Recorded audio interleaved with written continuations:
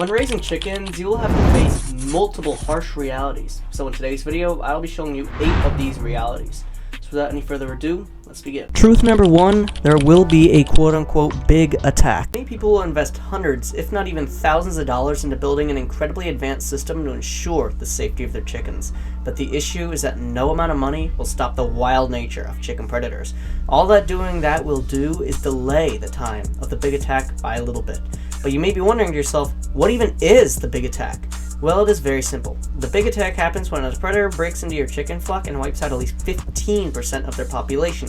So if you have 60 chickens in a flock, a big attack would occur when at least 9 chickens are killed in a 72-hour window. Now, there isn't any one specific predator that will wipe out that many chickens, but the most infamous one is easily the coyote. And from personal experience, they are incredibly good at taking out chickens in masses. In just 9 hours, they killed 57% of my chickens, which means that for every 7 chickens, 4 of them would be dead, which is a lot bigger than you think. Thankfully, it is 2024, and there are a ton of ways to make sure that this attack happens as late as possible. And I'm going to show you a simple 3-step trick to ensure your chicken's safety for as long as possible. Step number 1 is to check with your neighbors to see which wild animals are constantly in the area. Step number 2, add a couple trail cameras to your backyard to see which type of animals you have in your yard.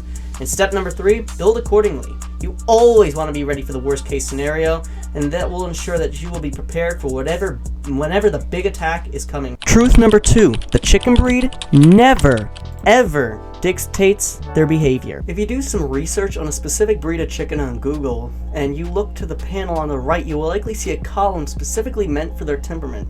This generally says something like docile, flighty, or broody.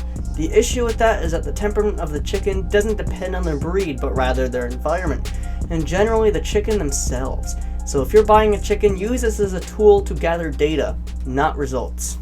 Truth number 3, chickens slow down much sooner than you would expect. Most people know that chickens have an average life expectancy of 5 to 12 years, but some people think that chickens will lay eggs consistently every year of their life. But that is just simply untrue. And I will use my pet flock as an example. At their peak, we had 12 chickens, and we were getting anywhere from 6 to 10 eggs daily from the flock.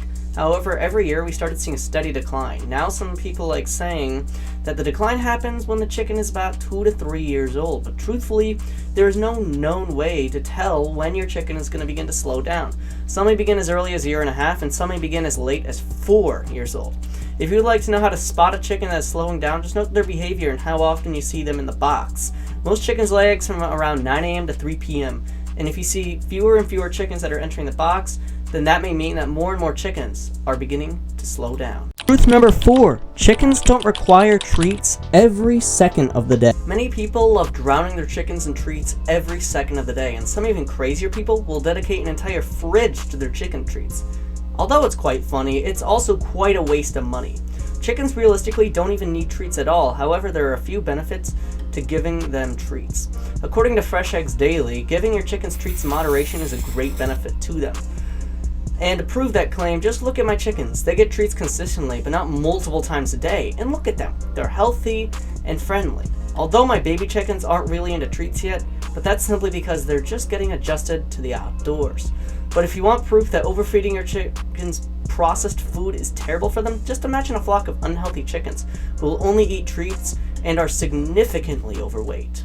Truth number 5, chickens can be very hard to raise sometimes. In some of my videos, I sometimes say that chickens are easy to raise. However, if you look into my video catalog, you will quickly find a 64-minute documentary that only covers the basics of raising chickens. If I were to make a single video about raising chickens, then the video would likely be at least a few days long.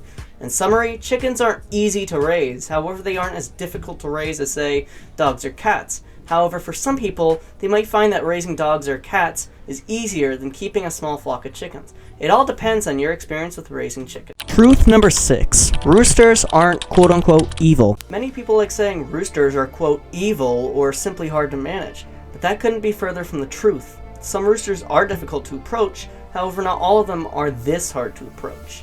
As much as I like talking smack about my rooster named Falcon, he is a generally approachable rooster. I never had issues approaching him, however he wasn't that good of a rooster. My rooster named Waldo is a bit harder to approach, however if you mind your business, then he wouldn't bother you too much.